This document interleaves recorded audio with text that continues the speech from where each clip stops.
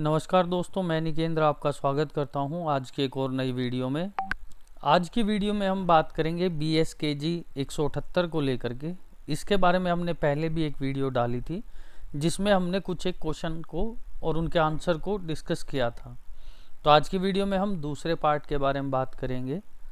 यदि आप हमारे चैनल पर नए हैं तो आप हमारे चैनल को सब्सक्राइब करें और बेल आइकन का बटन दबाना ना भूलें, ताकि इग्नू से रिलेटेड सभी जानकारियों की नोटिफिकेशन जल्द से जल्द आप तक पहुंच सके।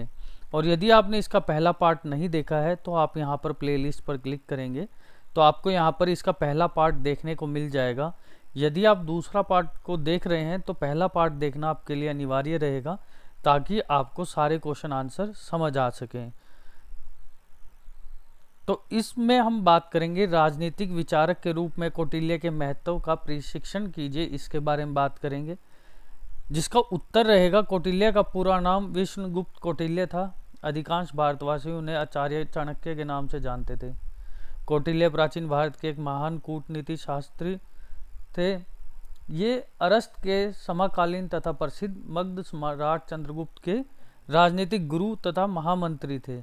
उन्होंने अपने शिष्य चंद्रगुप्त को मगध का सम्राट बनाकर तत्कालीन भारत की भावनाओं के आक्रमण की विदेशी दस्तक का मुंह तोड़ जवाब देकर भारतीय राजनीति का लोहा मानने के लिए समकालीन विशेष राजनीतिज्ञों विशेषज्ञों सिकंदर महान के उत्तराधिकारों को विशेष कर दिया था।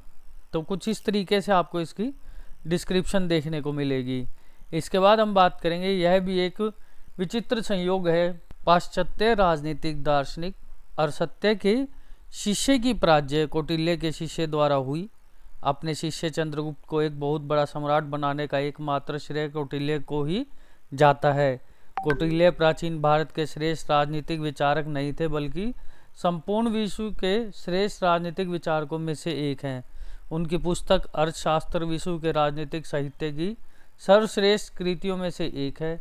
यह पुस्तक राजनीतिक यथार्थ और शासन की कला पर लिखी गई है, एक महान पुस्तक है। तो इसके आगे आप इसके बारे में देख पाएंगे कि डॉक्टर भारती मुखर्जी के शब्दों में शासन की कला पर कौटिल्य की अर्थशास्त्र नाम की विख्यात पुस्तक को अर्थशास्त्रीय धारा के समस्त साहित्य का सार कहा जा सकता है। तो कुछ इस तरीके से इसमें आपको डिस्क्रिप्शन देखने को मिलेगा, जिसे देख करके आप अपने नोट्स भी बना सकते हैं और इसे पढ़ भी सकते हैं। इसके बाद आपको इसमें पहला पॉइंट देखने को मिलेगा, जो कि रहेगा राज्य की उत्पत्ति। कौटिल्य ने राज्य की उत्पत्ति सिद्धांत का संकेत दिया। अर्थशास्त्र उपलब्ध वर्ण के अनुसार शास्त्र में अराजकता विद्यमान रहने की स्थिति में भयंकर दुख और निरंतर असुरक्षा की भावना से पीड़ित होकर जन समुदाय को मनु के समक्ष उपस्थित होकर उनके राज पद को धारण करने तथा सप्रभु शक्ति के उपयोग के माध्यम से प्रजा के आवरण को नियंत्रित और नियमित करने की प्रार्थना की। प्रजा ने मनु को आश्वासन दिया कि प्रतिफल में जनता शासन के प्रति सदैव आज्ञाकारी का भाव धारण करेगी तथा निश्चित सिद्धांतों के अनुसार अपनी राय और अराजित संप्रदायों में निश्चित भाग कर के रूप में राजा को प्रदान करेगी। कर यानी कि टैक्स के रूप में प्रदान करेगी। इसके बाद आपको इसके कुछ पॉइंट देखने को मिलेंगे, जो कि राजा की उत्पत्ति के विशेष कौटिल्य अपनी सुरक्षा द्वारा किए गए विवेचन में दो तथ्य अंतर्निहित हैं।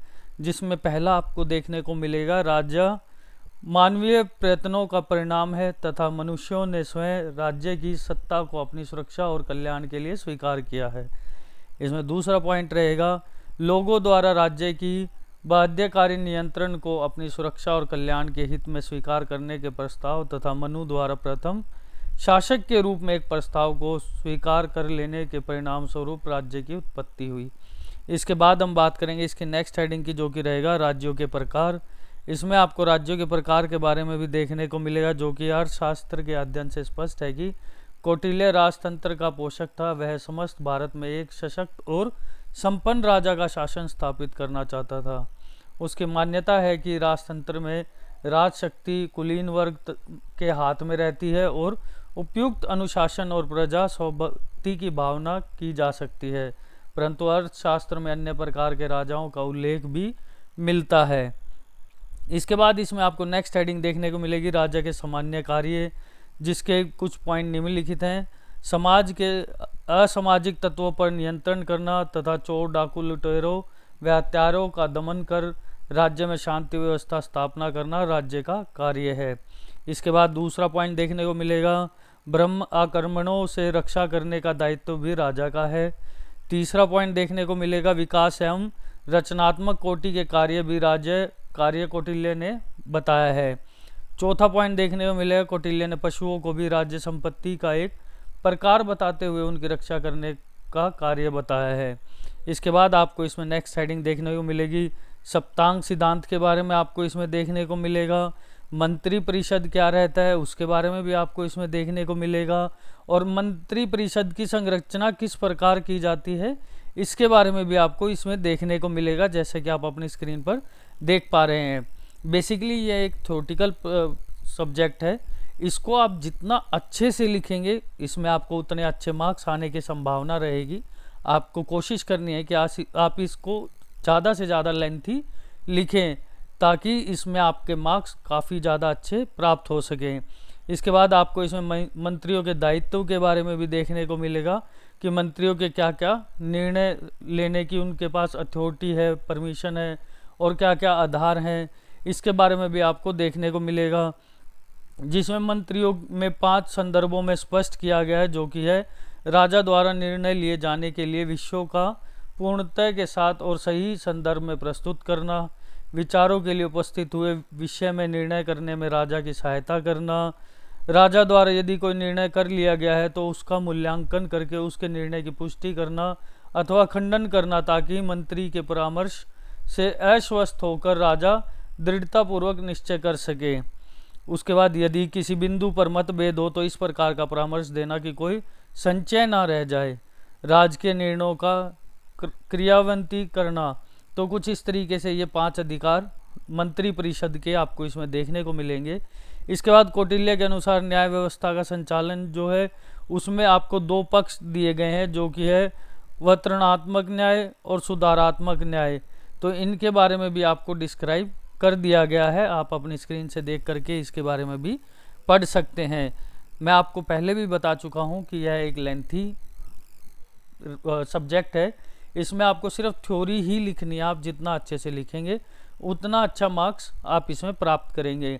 और यदि आप इस वीडियो को देख रहे हैं तो इससे पहले आपको इसका पार्ट 1 भी देख लेना है, ताकि जो इसमें हमने अगले जो क्वेश्चन बताए हैं उनके बारे में भी आपको जानकारी प्राप्त हो सके।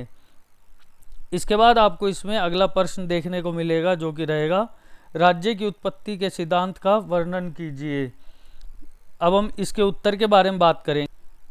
इसका उत्तर रहेगा, व्यक्ति एक समाज का विकसित एवं संगठित रूप राज्य है, जिसमें निश्चित भूभाग, सरकार, सप्रभुता इत्यादि की व्यवस्था पाई जाती है। राज्य की उत्पत्ति के संबंध में विभिन्न विद्वानों ने अलग अलग विचार व्यक्त किए हैं।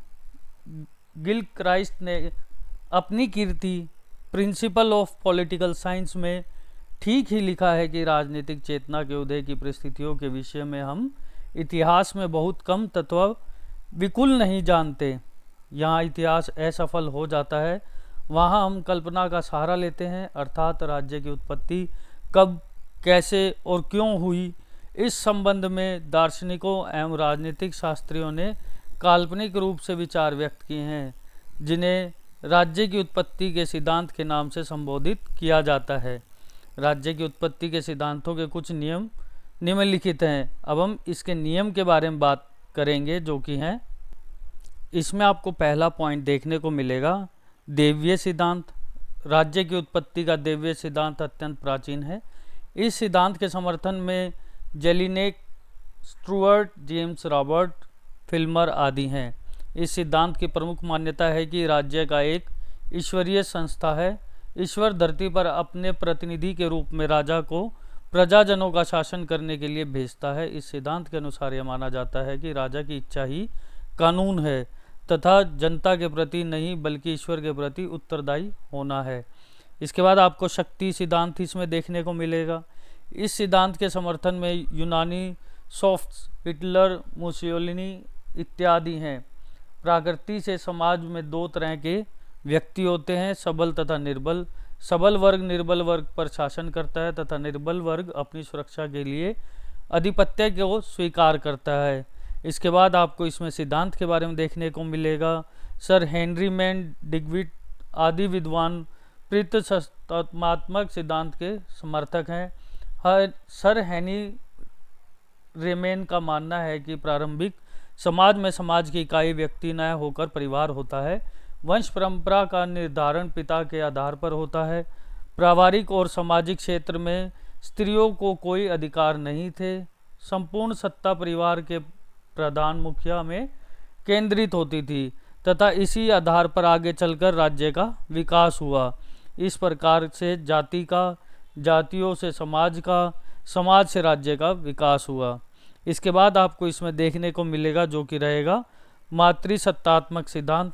यह सिद्धांत समर्थन कर्मश मैकनॉन, मॉर्गन, विफल्टाइल, जैक्स तथा बेफेन है।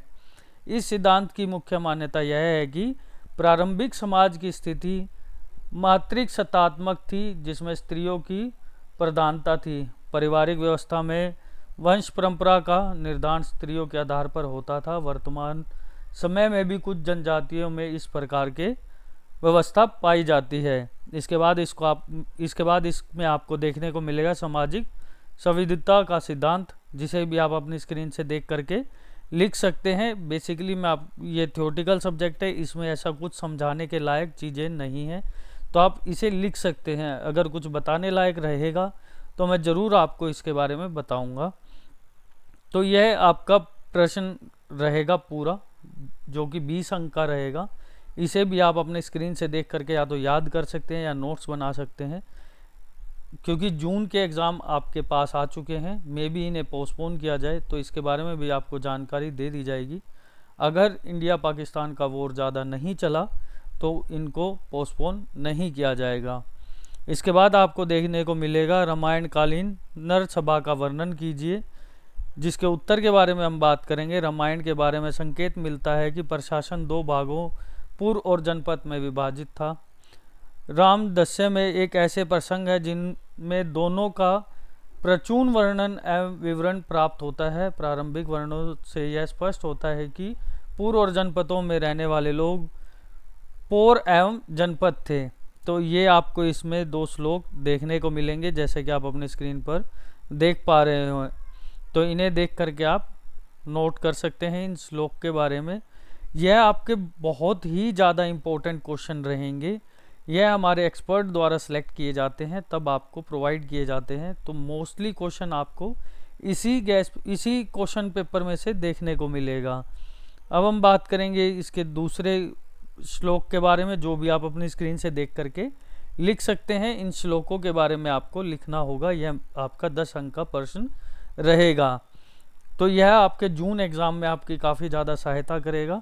तो आप इसे देख करके अपने नोट्स ज़रूर बना लीजिएगा, या आप इसे यूट्यूब से वीडियो के माध्यम से भी देख सकते हैं। इसके बाद आपको इसमें अगला प्रश्न देखने को मिलेगा, जो कि रहेगा हिंदू धर्म के स्रोतों का वर्णन कीजिए। हिंदू धर्म के स्रोत, हिंदू धर्म का विकास किसी एक व्यक्ति अथवा किताब के माध्यम से नहीं हुआ। इसका विकास अनेकों महर्षि, साधकों, चिंतकों के प्रयास तथा दीर्घ अनुभवों से हुआ है। अंततः हिंदू धर्म का कोई एक स्रोत नहीं है। जिसमें आपको पहला देखने को मिलेगा वेद। वेद भारतीय जीवन व्यवस्था तथा पूरे भारतीय आचार विचार तथा विविध शास्त्रों के मूल माने जाते हैं। भारत में वेद का नाम एक सुदीर्घ ग्रंथ परंपरा का ग्रहण किया जाता है, जिसमें अनेक शाखाओं से युक्त ऋग्वेद, यजुर्वेद, सामवेद व अर्थवेद की साहित्य ब्राह्मणों, ग्रंथों, आचारकों तथा उपनिषेदों के को लिया गया है। कई बार केवल साहित्यों को या असाहित्यों व ब्राह्मण ग्रंथों को वेद कहा जाता है। धर्म में वेद की प्रामाणिकता का विचार मीमांसकों के वेद की प्रामाणिकता के सिद्धांत से प्रेरित है। तो इस तरीके से आपको इसके बारे में देखने को मिलेगा। इसके बाद आपको नेक्स्ट पैराग्राफ में देखने को मिलेगा वेदों की प्रामाणिकता इसलिए है क्योंकि ओ पुरुषों ये ईश्वर कृत हैं। दूसरे वेद जन, अन्न, आरोग्य, स्वर्ग आदि फल पाने के उपाय बताते हैं जो अन्य प्रमाणों से नहीं जाने जा सकते। अंततः उन उपायों के विषय में वेद ही प्रमाण है। स्मृतियों में बताए गए सभी कर्तव्यों को वैदिक यज्ञ के समान माना जाता है और लौकिक व परलौकिक फल देने वाला भी कहा जाता है। तो इस तरीके से इसके बारे में डिस्क्राइब किया गया है, जैसा कि आप अपनी स्क्रीन पर देख पा रहे होंगे। यहाँ से देख करके आप इसमें अपने नोट्स भी प्रिपेयर कर सकते हैं। यह बात मैं आपको बार बार कह रहा हूँ, या आप अपनी वीडियो से भी देख सकते हैं। तो यह कुछ इस तरीके का आपका प्रश्न रहेगा, आप इसे स्क्रीन से नोट कीजिए।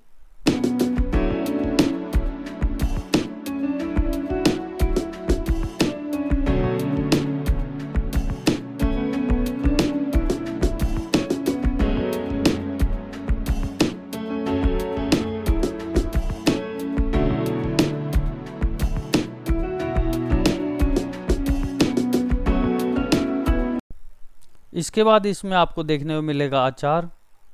आचार में बताया गया है धर्मशास्त्र परंपरा में वेद और स्मृतियों के साथ साथ सामाजिक आचार को भी धर्म के विषय में प्रमाण माना जाता है। कहा जाता है आचार परमो धर्म है। एक बात यहाँ और ध्यान रखने योग्य है, शास्त्र को लोकाचार के विषय में दो विचाराएं धर्मशास्त्र में दिखाई देती हैं। एक शास्त्र को अधिक महत्वपूर्ण बनाती है, इसके अनुसार वेद सबसे अधिक प्रमाणिक हैं, तथा स्मृतियों में केवल वेद का अनुसरण करने वाली स्मृतियों की प्रमाणिकता है। आचार के अंतर्गत केवल वेद को ज्ञाताओं के आचार की प्रमाणिकता तथा आत्मा तुष्टि की बात करने के लिए केवल वेद विद्वानों की तुष्टि का प्रमाण है। इसके बाद इसमें आपको देखने को मिलेंगे शास्त्र। इसमें भी आपको देखने को मिलेगा भारतीय चिंतन का धारा ने कुल जाति, ग्राम, देश आदि अपने विचार व राजनीति रिवाजों का धर्म माना है। यह व्यवस्था धर्मशास्त्र के को जीवनदाता प्रदान करती है। पुराने ग्रंथ लोगों की चेतना को धूमिल हो जाते हैं या समाज की स्थितियों में बदल जाने से पुराने शास्त्र उपयोगी नहीं चल रहे हैं। ऐसे में इसे बदलते परिवेश में नए धर्मों का निर्धारण हो पाता है। तो इस तरीके से आपको इसमें शास्त्र के बारे में भी देखने को मिलेगा। इसके बाद आपको देखने को मिलेगा इसमें जो नेक्स्ट पैराग्राफ है, इसे भी आप इस उदार प्रवृत्ति के कारण भारतीय चिंतन शास्त्र की मर्यादा में रहकर भी सामाजिक जीवन में अनेक परिवर्तन ला सकते हैं और परिवर्तनों को स्वीकार कर सकते हैं। उदाहरण के लिए महाभारत में जिस नियोग प्रथा का उल्लेख है वह कभी प्रचलित रही होगी, किंतु मनुस्मृति ने उसे पशु धर्म कहकर उसकी निंदा की है। मनुस्मृति ने पिता की मृत्यु के बाद सारी संपत्ति श्रेष्ठ पुत्र को देने का नियम बनाया है, किंतु याज्ञवल्क्य ने उसे बदलकर सब पुत्रों व मृतक की पत्नियों को समान हिस्सा देने का नियम दिया है। तो इस तरीके से आपको यह पूरा आंसर देखने को मिलेगा। इसके बाद आपको देखने को मिलेगा अगला प्रश्न, जो कि रहेगा कोश का महत्व का वर्णन कीजिए।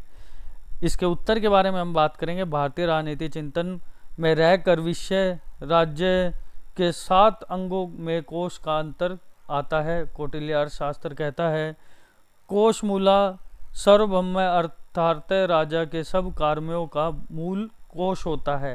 अंततः प्रत्येक देश का अर्थ संग्रहण पर विशेष ध्यान देना चाहिए। कौटिल्य अर्थशास्त्र में संपूर्ण वित्तीय प्रबंधन के सिद्धांत दिए गए हैं।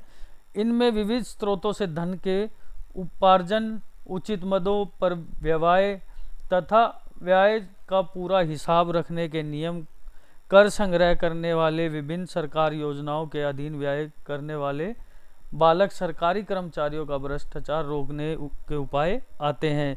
इसके बाद आपको इसमें देखने को मिलेगा पहला पॉइंट कर के भेद।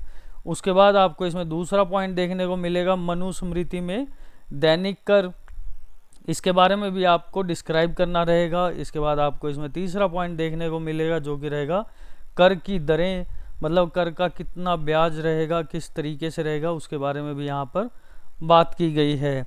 इसके बाद आपको इसमें देखने को मिलेगा चौथा पॉइंट जो कि रहेगा व्यापारियों के लिए कर निर्धारण, मतलब जो भी व्यापारी हैं उनके लिए एक सुनिश्चित कर निर्धारित किया गया है, इससे ज़्यादा या इससे कम नहीं लिया जाएगा।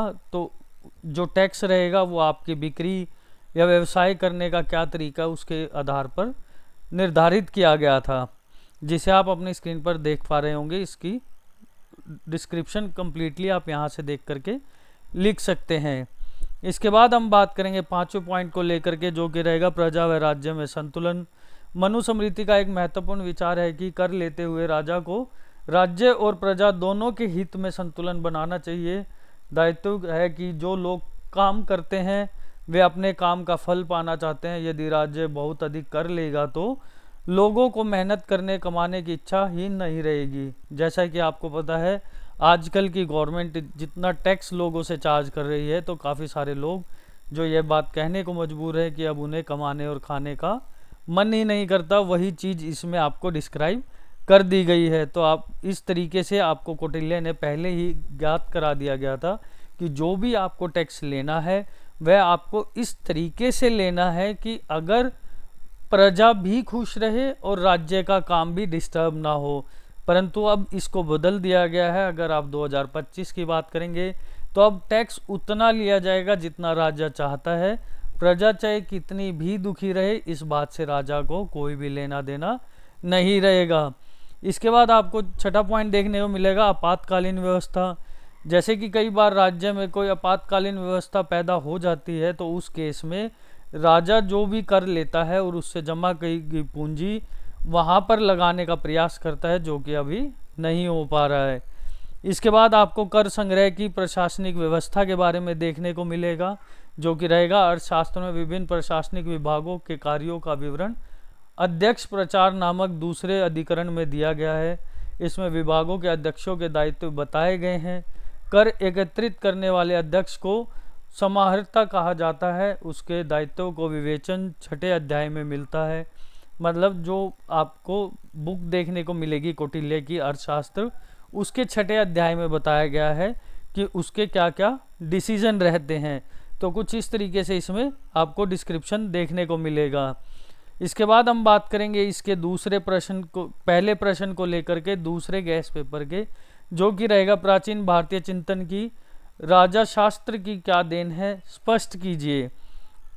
तो राजशास्त्र की क्या देन है इसके बारे में हम बात करेंगे। इसका उत्तर रहेगा प्राचीन भारत में राज्य और शासन की अनेक संस्थाओं का विकास हुआ तथा साथ साथ ही राज्य और शासन के विषय में प्राचीन आचार्यों ने अनेक मूल्यवान सिद्धांत एवं विचार दिए, जिसमें से कुछ हैं धर्म एवं राजनीति का समन्वय। मतलब जैसे कि जो भी आपका धर्म है और राजनीति है उसके बैलेंस बनाए रखने के बारे में इसमें बात की गई है, जो कि है प्राचीन हिंदू विचारकों की एक महत्वपूर्ण देन है। उनका उद्देश्य था कि नैतिकता वही राजनीति प्रजा के हितों के विरुद्ध है। प्रजा के हित के लिए उन्होंने धर्म को सर्वप्रिय सत्ता माना है। प्रजा धर्मानुसार जीवन यापन करती थी। राजधर्म भी धर्म का अधीन था, परंतु धर्म का अर्थ आज के से विभिन्न था, जिसमें संपूर्ण समाज पूर्ण तथा स्वर्णीकरण विकास को ही धर्म था बताया गया था। इसके बाद आपको इसमें दूसरा पॉइंट देखने को मिलेगा राज्य तथा शासन संबंधी सिद्धांत, जो कि है राज्य के उत्पत्ति का सिद्धांत। इसमें पहला रहेगा। दूसरा रहेगा राज्य के स्वरूप के संबंध में सिद्धांत। तीसरा रहेगा राज्य का ध्येय और चौथा आपको देखने को मिलेगा कल्याणकारी राज्य। इसके बाद आपको शासन के विभिन्न रूप के बारे में भी यहाँ पर देखने को मिलेगा। यह सभी इसके सब पॉइंट रहेंगे। राजा तथा शासन संबंधी जो भी सिद्धांत है उसके सब हेडिंग्स रहेंगी ये। दोस्तों जब भी आप एग्ज़ाम देने जाते हो तो आपको इस बात का ध्यान रखना है कि आप हमेशा ब्लैक और ब्लू पेन लेकर के जाएं, ताकि आपका जो लिखा हुआ उत्तर रहेगा उसे देखने में थोड़ा सा अट्रैक्टिव रहे और आपके कम मार्क्स डिडक्ट किए जाएं।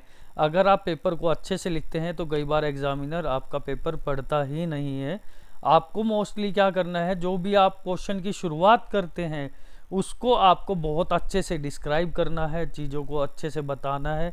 आपके पहले पैराग्राफ को पढ़ने के बाद ही एग्जामिनर आपके बारे में एक जजमेंट बना लेता है कि आपने इस क्वेश्चन में किस तरीके से आंसर लिखा होगा, और उसके बाद वो मोस्टली आपका क्वेश्चन चेक नहीं करता। आपने काफ़ी बार सुना होगा जिन बच्चों की हैंडराइटिंग अच्छी होती है या लिखने का तरीका अच्छा होता है तो उनके मार्क्स हमेशा अच्छे ही मिलते हैं। तो इस तरीके से आप इसमें देख पा रहे होंगे। इसके बाद आपको अंतर्राष्ट्रीय संबंधों के क्षेत्र के बारे में भी देखने को मिलेगा इस प्रश्न में, जिसे आप देख करके अपने नोट्स प्रिपेयर कर सकते हैं। इसके बाद आपको अगली वीडियो में देखने को मिलेगा प्राचीन भारतीय राजनीतिक चिंतन का विशेषताओं का वर्णन। इसके बारे में हम बात करेंगे, तो वीडियो में ज़रूर आगे भी बने रहिएगा ताकि आपको इसके बारे में संपूर्णतः जानकारी प्राप्त हो सके। दोस्तों यह हमारा BSKG 178 के बारे में स्टडी नोट्स की जानकारी आपको हमारे द्वारा दी गई है। यदि वीडियो में दी गई जानकारी अच्छी लगी हो तो वीडियो को ज़्यादा से ज़्यादा शेयर करें, चैनल को सब्सक्राइब करें और बेल आइकन का बटन दबाना ना भूलें।